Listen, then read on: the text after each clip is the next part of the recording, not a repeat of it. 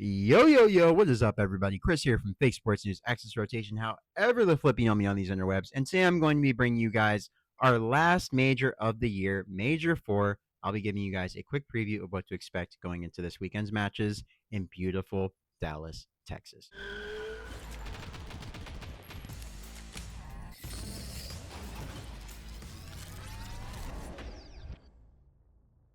Now, that was a mouthful. Before I get too deep into it, do not forget to like, comment, and subscribe. I appreciate all the love you guys have shown me this season. Thank you so much for rocking with your boy. Top 25 in the world in pick'ems currently. Hoping to climb number 1, maybe. But let's see if we can get there with some 1:30 p.m. matches on Friday at time of recording. DreamHack, as you guys know, is a 3-day-long event, Friday, Saturday, Sunday. And yeah, because of that, we have a shortened schedule for the CDL Major, and we're starting on Friday instead of our normal Thursday start time. So, I wanted to explain all this so you guys are not confused as to why it says 1:30 p.m. for winners round 1, and both of our matches are listed here, but it's just because of the scheduling. So, let's look at these matches in winners round 1.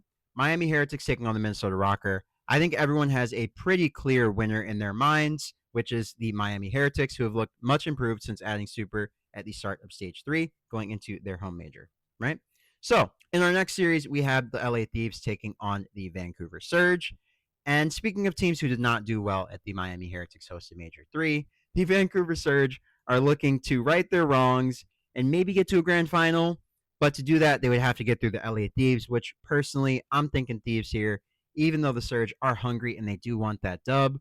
These two teams match up very well, but LA Thieves, they just seem to have the better footing in this matchup consistently. So that's why I'm backing them here. Speaking of teams who do not have better footing against Vancouver Surge, we have Atlanta Faze, my home team, who has not looked great against Vancouver Surge when they have played this year. So, since they're playing Cloud9, even though this is a Cloud9 team that they lost to last week online, I have Faze coming out hot and getting a 3-1 here, just because everything that I've seen otherwise from them in the quals said that they've made the necessary improvements to not have an embarrassing major like they did at Major 3. Now, speaking of teams who are looking to have very, very polar opposite majors from their Major 3 performance, we have Optic Texas with Mercules, the Major 3 standout, the real storyline in Major 3, if we're being honest, taking on the team that really put that storyline on the map, right? He played for Toronto Ultra, of course, replacing Benjamin Beans as a quick fill-in while he had visa issues, as we all know at this point. Did very well in that 3-day span. Ended up getting picked up by Optic Texas a little bit in the Stage 4, and he's looked really good since. So, with this one, I do have Ultra getting the 3-2 here.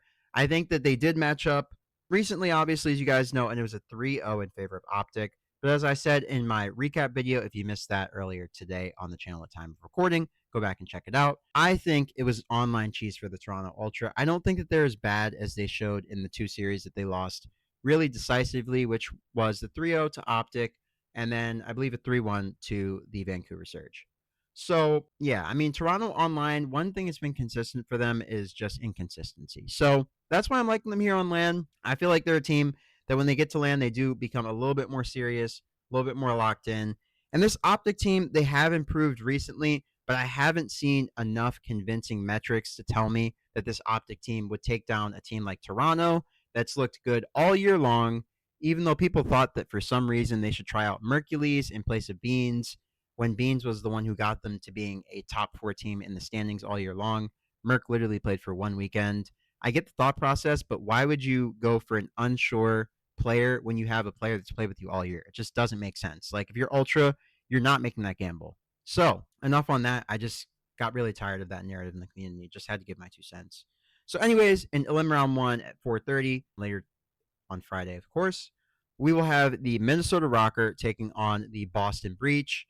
And just because Rokkr are trying to stay alive at champs, I'm going to script, maybe this is hopium, but I'm going to script a little run for them. I think this is the last time that we probably will see them on the year, but I think they'll try to make it worthwhile, and they will try to make a deep run at this tournament because, you know, guys like Kenny, Nero, Geo, and of course Estriel, their pride's on the line here. They want to make champs. Kenny's a world champ. He won last year. I mean, he's going to be screaming at these guys like, guys, get me the back on the main stage for champs, please. Like, that would be way too embarrassing. So, yeah, I get it from Ken's perspective. And that's why I have Rokkr beating a team like Breach, who have looked very good on LAN at times, but they've also looked to be very flat at times. So, I don't know. I feel like it might be another one and done for Breach. They haven't really won 2 matches on LAN in a tournament, I don't think, this year. So that's why I like Rokkr. And then in the bottom half, elimination round 1, we have Surge versus Vegas Falcons. I think this is where the Falcons season ends. How honorably it ends is the question that remains to be seen here. But, it's just been a rough year for that Falcons camp. They went all Saudi to start the year. Then they abandoned that Saudi project, brought in some NA players, of course, Pred, RCs, and Priesta. And, they just haven't really found any long-term success. They finally did get a couple series wins, of course, beating Optic and Boston, whoever it was they beat. I know they beat Optic. The second one will come back to me maybe.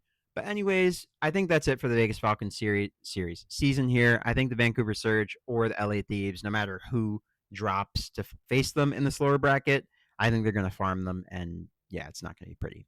So let's get into our next matchup in chronological order. We have Cloud9 New York taking on the LA Gorillas boys.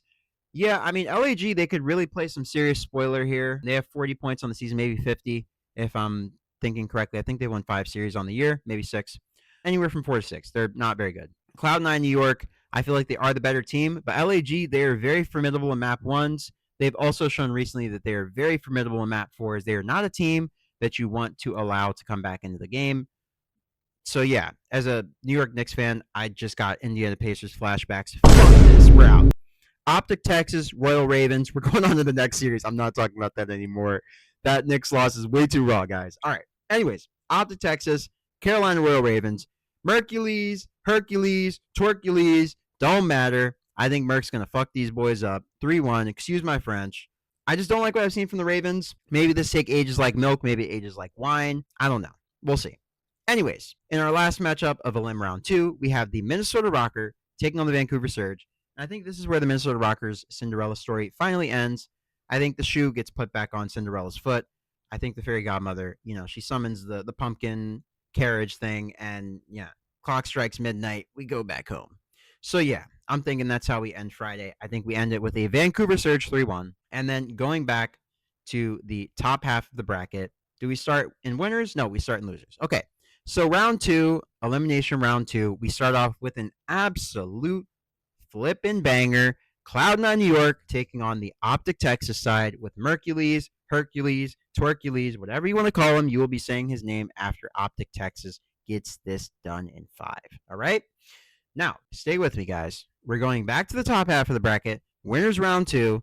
We're going to see if the Vamos is stronger than the Thieves' ability to steal this series. I think they're going to steal this one. There's no honor among thieves, as they say. And they have no honor or respect for this Miami Heretics team. Every time they play them, they just absolutely skill diff them. So I like Thieves here. I'm thinking Thieves. On the other side of the bracket, I'm thinking something similar. I'm thinking we get a red winners finals once again. I think Faze, they've shown to be in a league of their own. Toronto Ultra, they've had some questionable series in the last couple weeks, especially online. They've left a lot to be desired. And Insight's playstyle has been very slow and very, very exploitable. So conversely, I think Faze, everyone on that team has looked phenomenal. Simp has improved on his mistakes lately. Abizi has been Abizi. Draza and Cell have been consistent really this whole stage. And the stage before, it was really Simp's fall off and Abizi's slight fall off that were the problem. But both look to have regained control. They both look to be playing their game once again. The Tiny Terrors are terrorizing. That's why I have as a 3-1 for Faze against the Toronto Ultra side here. Now, in the bottom half of the bracket, elimination round 3, we have the Miami Heretics taking on Optic Texas with Mercules. Now, this is where I think the Optic Texas dream run probably ends. I think Miami, honestly, with their aggression, their pacing, the way they play the game, nightmare matchup for this Optic Texas team who's still trying to figure things out going into champs. I just feel like at this point in the year, we know what to expect from each team. We know the strengths of each team. We know the weaknesses of each team. And conversely, we can read the matchups a lot better. We've seen these teams play a lot, even with the current rosters. Not this Miami versus Optic matchup. Obviously, both have recently added players. But most of these other matchups, Toronto Surge, we've seen that a lot since Neptune was added. And Beans has been a consistent player this whole year, with Major 3 being an asterisk, right? But the majority of the matches that Toronto and Surge have played together, for instance, have been with the same teams. So on to that next on the topic. I'm going to pick the Vancouver Surge again. I feel like on LAN, online, it kind of doesn't matter. I just feel like personnel-wise, Vancouver is better than Toronto. And yeah, I think that's how it gets done. So that means in the elimination round 4 matchup, we would have the Miami Heretics taking on the Vancouver Surge. Once again, feels like we've seen this one quite a bit recently. Maybe a couple times, maybe 2-3 times. But anyways, I digress. I think it's going to be a Vancouver Surge, drown them out kind of vibe. These guys are elimination bracket demons. They absolutely always find a way to make it to Sunday and get a top 3 this year. So I don't see why that would stop on the behalf of the Miami Heretics. I feel like Vancouver is evolved Miami, right? Like I feel like Miami might be 0.5 Vancouver. So when these two finally face off in the bracket, if they do, I think that should be an absolute banger of a matchup. I think it'll be really fun to see if Miami Heretics are the improvement on the model or if Vancouver Surge are the perfection of the model. So yeah, let's check out the top half of the bracket. Another Red War, Faze versus LA Thieves. Double points, Monster Energy. I feel like Faze just own this matchup right now. They're 4-1 against LA Thieves. If you are a person who likes stats like I do, 80% win rate is very, very convincing for me. 2 of those wins are on land, 2 are online. Most recently, it's been, I believe, 4-0 for Faze. I think they lost the first series to LA Thieves online early in the season, but I'm pretty sure they haven't lost to them since their first loss. So I see this continuing. I feel like Faze, they just have this matchup kind of figured out at this point how they want to play it. Also, they are the longer tenured team between the two. So the chemistry and everything, these are still pulling it together. This is year 1 for them. Obviously, we expect them to stick in the next year. But I think the Faze has just got this right now, you know?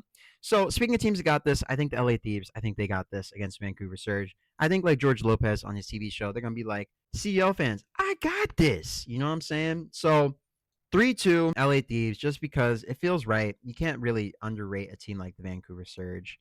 You can't say that they're going to get put down 3-1, even though it is very possible. LA Thieves have dominated against Surge all year long. I just feel like since they will play on Friday, this matchup will be kind of interesting, and I feel like Vancouver will definitely learn from their first matchup, and they will look better in the second matchup. But I just feel like LA Thieves trying to get to the grand finals, the last one of the year of the regular season. I feel like they're going to be a different animal. Same thing with Faze. I feel like those two teams will be gunning for the top spot. This is your last chance that you have to really prove you're the best in the game. And those two, to me, are the best in the game. I don't see them losing a step. That's why I have it as a grand final of Atlanta Faze versus LA Thieves. This time, I think that the Faze boys get it done with a 4-2. I hope they get done with the 4-2. I think they'll be back on top this time again. I think Major 3 was kind of just a fluke, right? But, I mean, you win the first 2 events, people are pretty much going to expect you to get to the grand finals of every other event. Like, that's not faded, right? So, yeah, guys, let's about wrap it up for me. Hope you have a great morning, noon, or night, like I said before. Hope you enjoyed this bracket. Thank you for all the love and support this year. I really appreciate you guys. Everyone who's new to the channel, met so many hundreds of people throughout the different chats, TikTok, YouTube, Instagram. You guys are amazing. Really appreciate all the love and support. And yeah, I'm going to keep going harder for you guys. So yeah, this is only the beginning. Got some HCS content coming after this. Be ready for that. And hope you guys have a great morning, noon, or night, like I said before. And I will catch you guys on the next one. This is Chris from Fake Sports News or Expectation, and I'm signing off. Peace.